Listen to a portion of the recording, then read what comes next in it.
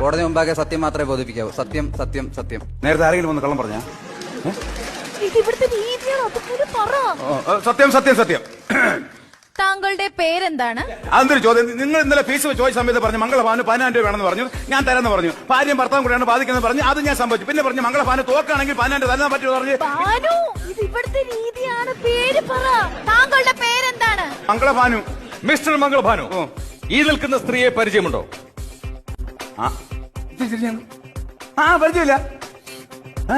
ഇതിന്റെ ഭാര്യയല്ലേ? ഇത് അറിയാമെങ്കിൽ പിന്നെ ചോദിക്കേണ്ട കാര്യം ഉണ്ടാ ഇതിനാ. എന്റെ മംഗളഭാനു, ഇത് കോടതിയുടെ രീതികളാണ്. ഉള്ളത് പറ. അറിയാം. ആക്ച്വലി എന്താണ് നിങ്ങൾ തമ്മിലുള്ള പ്രശ്നം? ആഴ്ചയിലല്ല പ്രശ്നം, ഡെയിലി പ്രശ്നമാണ്. ഇവിടെ കല്യാണം കഴിച്ചതിന് ശേഷം ഡെയിലി പ്രശ്നം.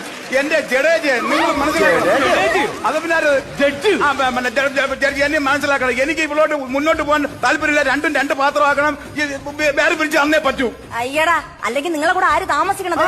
ജഡ്ജി സാറേ, എനിക്ക് ഒരു നിമിഷം പോലും ഇയാളോടെ താമസിക്കണ്ട. എനിക്ക് എത്രയും പെട്ടെന്ന് റിവേഴ്സ് വേണം.